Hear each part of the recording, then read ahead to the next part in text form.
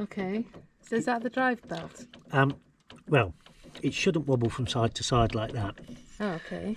So this is the drive belt, comes from here, Yeah. goes all the way to the engine, and then the gearbox converts that rotational movement like that into moving on the wheels. So there's a set of cogs in there, probably a kingpin or crown pin or whatever it's called in there. But to use that well-known engineering phrase, it's screwed. Yeah. Because Okay. basically the bearings have gone, I think, and that was red hot yesterday, Ah. and it just doesn't drive now. It's not the belt. The belt's not in great nick, but it's not the belt. Okay. And so buying a new transaxle, I think is the correct phrase, is 775 quid. Ooh. But the old donor parts tractor, It's donated a lot, this one. it has. So Frankenstein, the one we've just been looking at, already has its engine.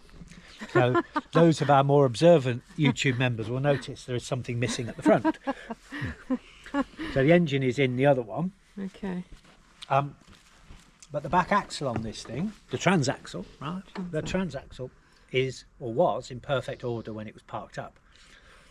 So I'm going to see whether I can get that out of here. Mm-hmm. Take the busted one out of there and put the good one in. Not today, but this is the start of a longer video. I've never done that, so it's going to be an interesting exercise which will test me and my patience and skill. So we'll see how long it is before the hammer comes out.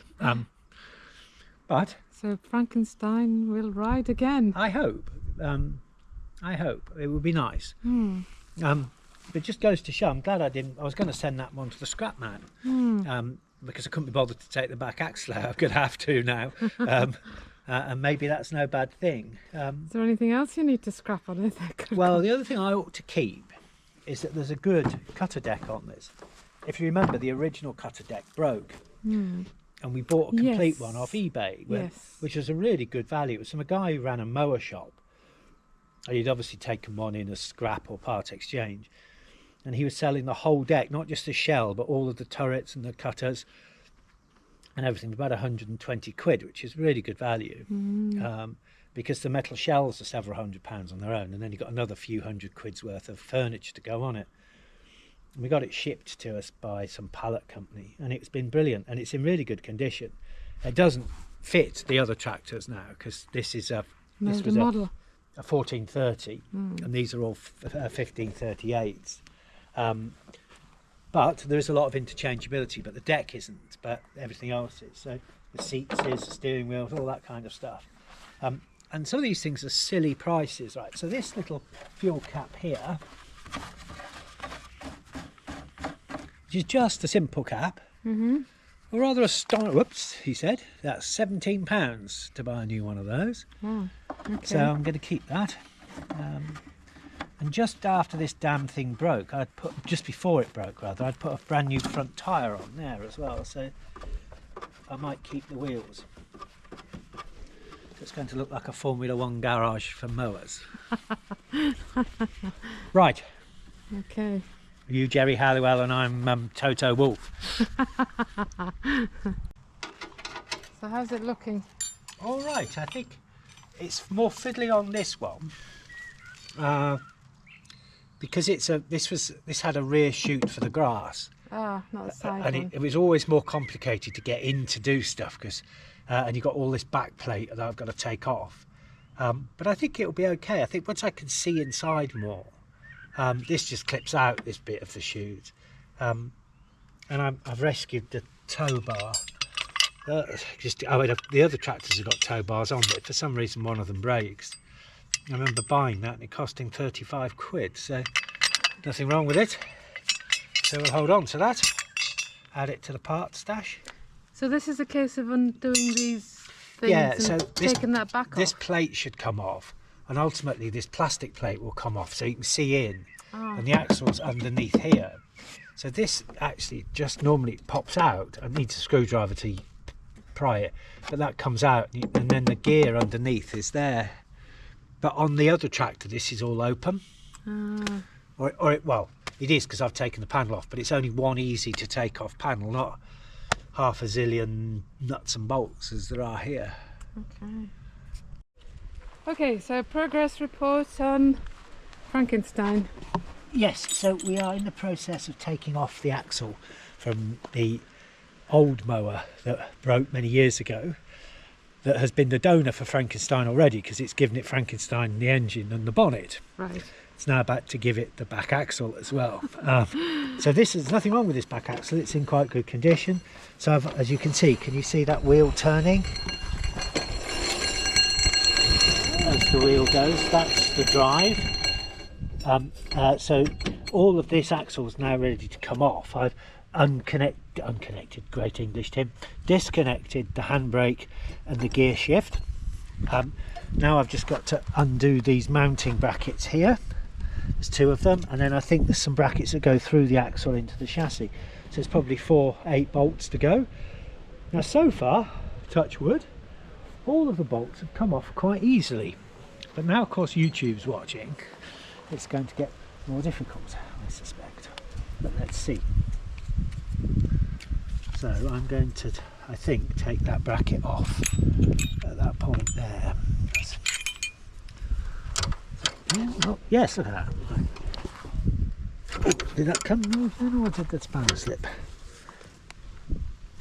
Well, it might be slightly too big actually. I think that maybe it's down one. Yeah.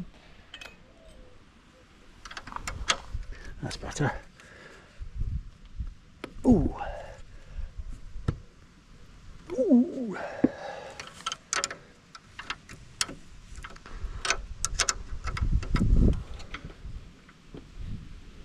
I might try that with a bigger. Oh, sorry, darling. I might try that with a bigger spanner. He said, poking his wife in the eye with his elbow. That's a 13mm.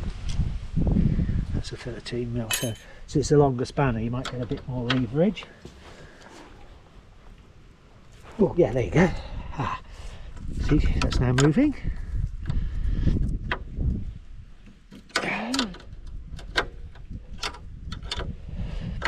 I'm not sure of the setup on the other tractor, whether it's exactly the same with mounting brackets, but the holes on the axle will be the same here.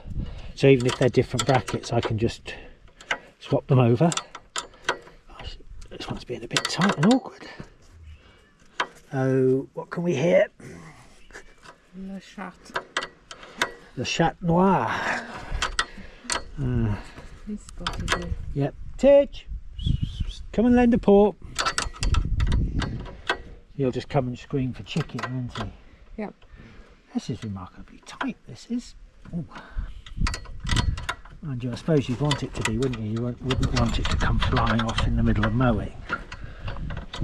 Could be slightly disastrous. So that then comes off. Ah, that's lightening up a bit now, you can see. So on my tractor, the one we're going to put it onto, Frankenstein, I'm not sure whether these brackets are the same design, Helen, or whether they'll be different, but it doesn't matter because these holes won't be different. It'll just be a different bracket that screws bolts on, and I've got those brackets obviously from the old axle, so we're getting there. I do have a socket set that would do this as well, I think, which might speed it up. Everyone on YouTube is screaming, why not use a 13mm socket? Oh, there you go. There's a 13mm socket. Hello, Puss. I haven't seen him all day, huh? He's been hanging out with Billy at the front. Has he? He's hanging out code for being annoying, or is he?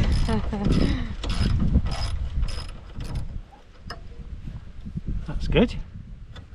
So that's that one. Don't want to lose that, so let's put that in there. Now then, let's see if we can get this next one to come off. This is only a small. Ah, that was good. That was easy, wasn't it? Oh, much easier. The trouble is, of course, when you're putting all your weight on it and then the spanner slips, you end up walloping your hand if you're not careful. You get whatever they call spanner rash or spanner bite, which is short for scuffed knuckles and 50p in the swear box, yeah. Only 50p? Well, it used to be 10p, but there's all this inflation. I don't blame the government, darling.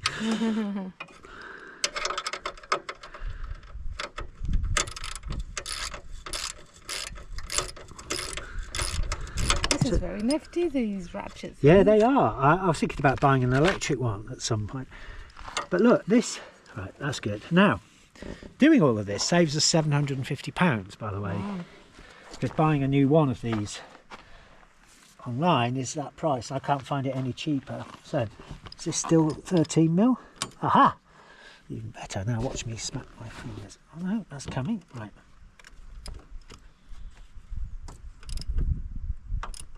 Oh yeah, that's moving. That's great. Ah, now the nut is spinning. Oh right, that's going to be fun. So I probably need to take this wheel off. So I need to just get a screwdriver and pull that circlip off, because I need to get a spanner on the nut the other side because it's spinning. Okay. So just bear with me. Just going to get the screwdriver. I have a grand collection of these screwdrivers, right? These old-fashioned wooden handle ones and big old straight slot ones like this from the 70s and 80s. From car boots? I buy them at car boots, anything from 50p to a couple of quid, right? And I never use them for screws. They never ever get used for screws, but they are brilliant at prodding, prodding. Yes, they're good for lots of things. Prodding, bodging, prying, and in this case, I think, hopefully, there we go, getting this circlip off. There we go. Like so. So with the right tool, not that it was ever intended for that. Voila! Oh, look at that, dead easy.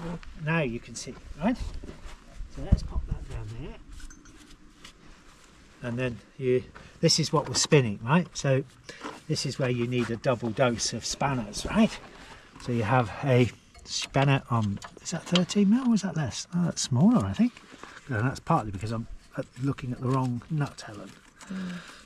It's this one here, which should be 13mm. Yeah, it is. So we put that one on there like that, and then that should stop it spinning. There we go. Get this off. One of the frustrations, right, with doing this is if you lose a bolt and you haven't got one and you need to go to the spares people to buy them, it's like some ridiculous sum of money for a nut and a washer. Generally speaking, I've got a replacement, but sometimes they're quite specialist, you know. Right, so I don't want to lose that. So what should happen now, this should be soon starting to wibbly wobbly. Let's see if we can get this one off. They're nice, aren't they, these ratchets? I've got several of them actually. I've got, because this is a very small one, but there are much meatier versions for bigger nuts and bolts. And I've got all sorts of socket sets to go with it. I don't know why I'm admitting to buying all these tools to my wife. It'll come back and haunt me at some point. But they are handy. And these are handy too, because these are ratchet spanners. So they do the same thing. And they've got flexible heads, so you can get them into awkward spots. Let's take that off before we lose it. Oh, great. Pick that up. See, that's now wibbly wobbly. Oh, yes. What we've got to do now is get this up, maybe over.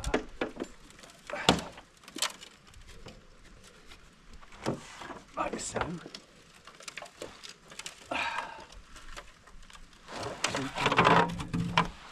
This is going to be interesting, because obviously you don't want this to fall on us. So, can we just tip it onto the side that way? Let it go. Hang on, it doesn't really matter if it clatters and bangs, does it?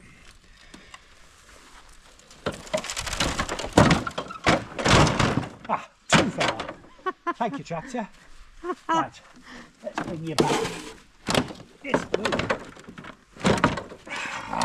Right, I've got over enthusiastic then. That's it. Right, stick that wash in. So if I can get these tyres to keep air, Helen, I'm actually going to keep them. They're in quite good condition. Useful to have a spare. Spares. Yeah. We went through a phase, didn't we, where we kept getting punctures. Yes. Went for 2 or 3. I've got quite good at taking the tyres off and replacing them now. That was thanks to YouTube, finding clever ways of doing it. Because if you remember, we once took it to a tyre garage and they couldn't do it. Couldn't do it. There you go. Circlip, that's what that's called. Don't want to lose that because that's probably £5 or something from the repair shop. Got a whole box of them somewhere in the shed, but just take me a couple of 100 hours to find them. Right, so 2 wheels. It's a bit like the bones of a Christmas turkey, isn't it? Each meal it gets a little smaller. Because it's been good. I mean, it did a lot of mowing, this thing, because we only had one tractor for many years. Yeah, we did. It was beasted, this was, and then it's donated its engine. It's donated its bonnet. That's nearly £1,000 for the engine and the bonnet, right? And then this is, so you actually get more value out of the spares. Yeah, so it's always worth buying parts tractors for that reason. If some of the major parts are still working, you know, it's good value for money, darling. I've got the right one there. Yeah, yeah.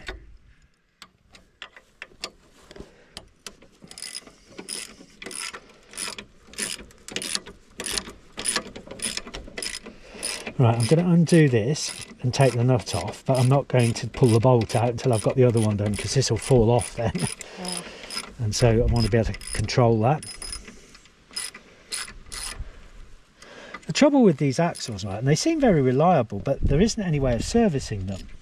You can't really open them up. You can't open them up to put oil in them, so they're sealed, which is a bit of a pity. So if something goes wrong, you've got to chuck the whole thing away, which is what's happened with Frankenstein. The main bearing in here has gone in some way, because it just rattles like the devil's. I said I wasn't going to take the bolt out, and what did I do? I took the bolt out. A bit like, what's that famous line from The Italian Job? You were only supposed to bloody doors off. Yeah, you're only supposed to take the bloody nut off.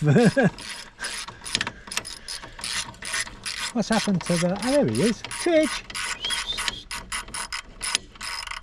Says if you're throwing tractors around... Oh, there we go. If you're throwing tractors around, Dad, I'm not interested at the moment. Right. So this will need a clean up, of course, but I think that's working, Hal. So that's the whole axle, is it? Yeah, can you see that? Yeah, it is. If I turn this, which is, because there's, if you imagine, right, this will have a drive belt that goes to the engine at the front. So when the engine's spinning, the belt's spinning, and it's turning that wheel, you see how that axle's rotating? Oh, okay. That's your drive, yeah? That's all right, that's working. It's quite quiet as well. Needs a clean, H. And this thing is a sensor that I always disabled this on the older tractors, but it's a safety. You know, on the newer versions of the tractor we've got, where the safety systems still work, that you can't start it when it's in gear. Oh yes, yes. Well, that's what this sensor is, because this is the gear shift, and so unless this is in neutral, this doesn't close the circuit, and it won't start. So it has to be in neutral, because there's basically a piece of metal inside here that completes the circuit on that switch. It's clever, isn't it? Basic safety. I think they overdo the safety a bit on them, to be honest, but but there you go. That is a £750 replacement axle,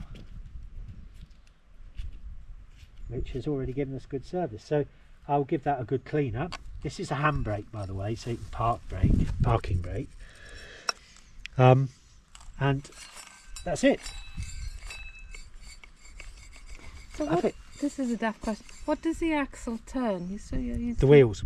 Oh, I see. So the wheels sit on here.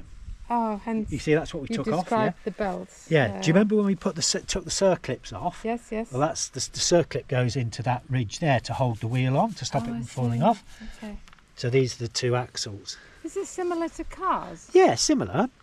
Yeah. Car axles are a bit more complicated, and there's different types of car axle and different types of suspension systems. But normally what happens with a car axle is and this isn't the case here, with a car axle, it's set up in a way that one wheel can spin faster than the other. Because imagine when you're going around a corner, the outside wheel needs to go faster and the inside wheel needs to go slower. So they're almost disconnected from each other, right? Okay. But they're still driven, but there's a clever gearing system that allows them to change, right? But then if you've got a four-wheel drive car, there is something called a differential lock, which you can use, which then locks the wheels together so they have to go at the same speed. And that's important if you're stuck in mud, right? So if you're stuck in mud and you haven't got four-wheel drive, what will happen is that the wheel that's spinning fastest will get even more power. But if it's spinning on mud, it's not getting any grip, right? But the one that isn't won't move. What a diff lock does is it locks them together and they both get the same amount of power, and that helps you get out of mud and sticky situations. Interesting. There you go. Fountain of knowledge. Well, it's funny, I thought that's what a diff lock was, and I'm sure there will be hundreds of people on YouTube telling me I haven't quite got it right, and I probably haven't. But Owen, one of our daughter's partners, they've just bought a new car, and he was asking me what a diff lock was, because I think it's four-wheel drive there. They're a big tank, isn't it? And that's what I said to him. So, and then I looked it up on Google, so I think I've got it right, but we'll see. Anyhow, there you go, end of lesson for the day. You must tell me you're suitably impressed with that. Oh, very. Wow. Yes, there we go. So, Back, yeah. This is your gear shifter, yeah. And I'll probably take that off and keep it as a spare, just in case the other one breaks. Because it'd be like 50 quid for a new gear shifter, you know. I think we must come across as real tight arses on YouTube, but we're not. But we're just careful. Thrifty, yeah. Don't want to waste money. Recycling. And also, yeah, I actually get pleasure out of reusing stuff that's been made, and it's not wasted, and you're not wasting the planet's resources. So if it's still good, then use it. This is surprisingly heavy, actually. Oh yeah, it's a good weight. So I think we might be able to fix Frankenstein. So the plan with Frankenstein then is we'll put this axle in.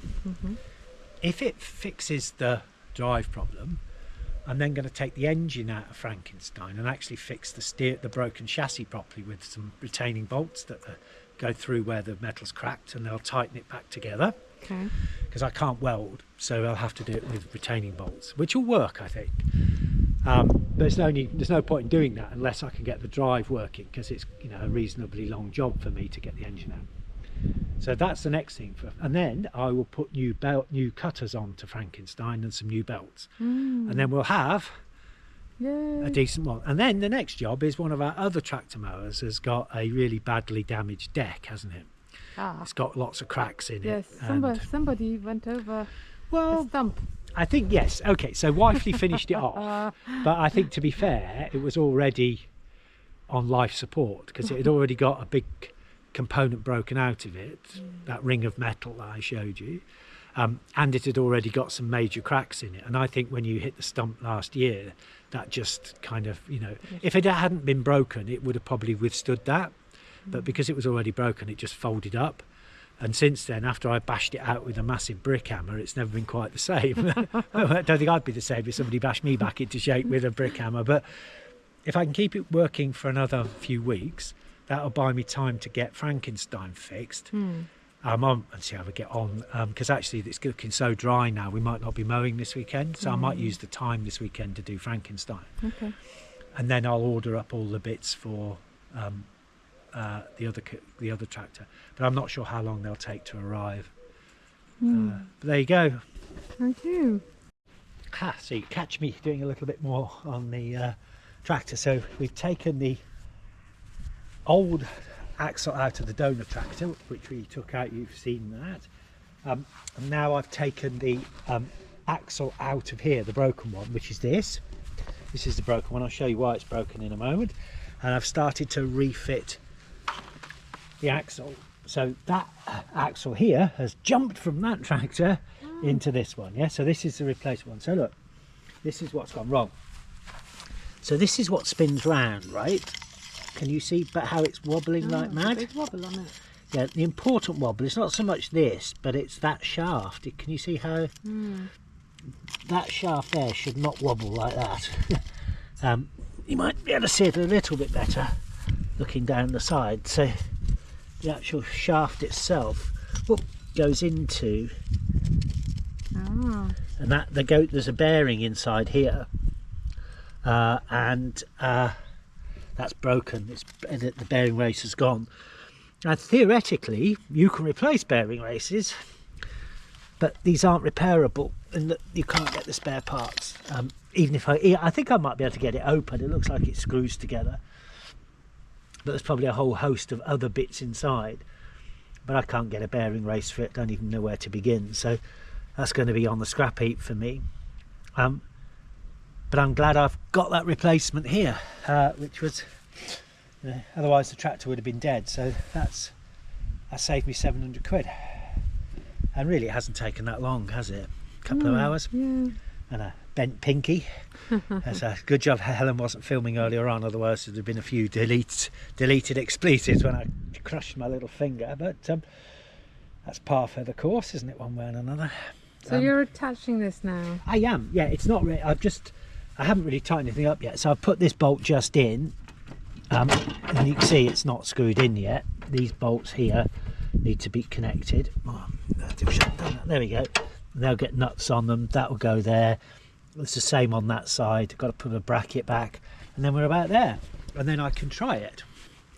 And then if it works, I will then get on with using it again. But at some point in the near future, I need to take the engine out, because you can see where the chassis is. I don't know whether you can see. Can you see that brake there?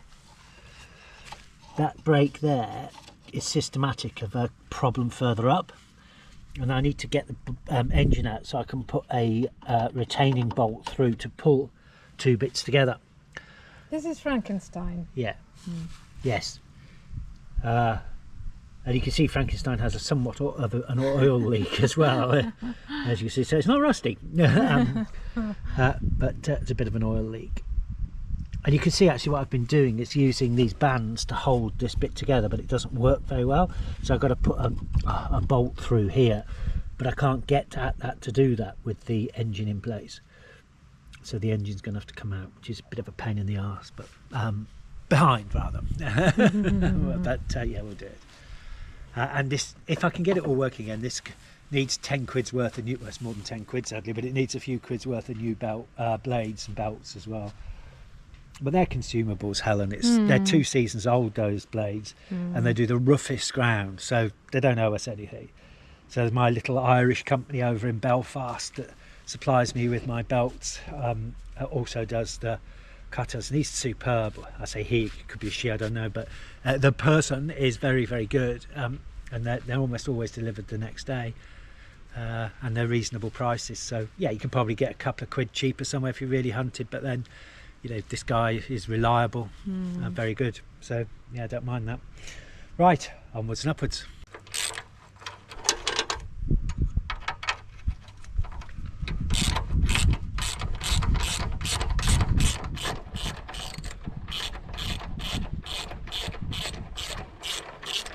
Ratchets are quick, aren't they? What happens, I was doing it slipped and that finger got caught on there.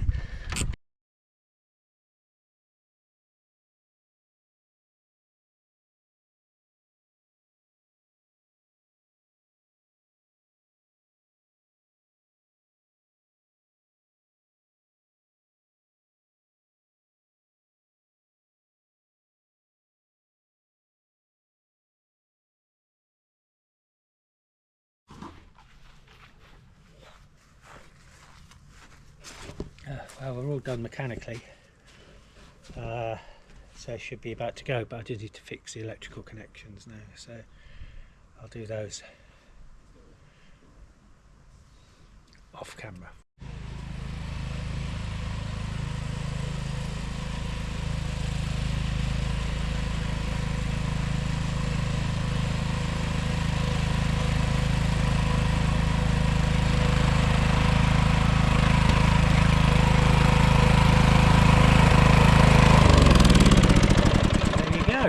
It's working. I fixed the back axle problem.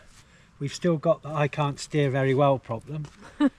Because the tractor's been on its side, it always smokes like hell afterwards because there's oil everywhere from the leak, so it'll looks like it's on fire, but it'll burn off.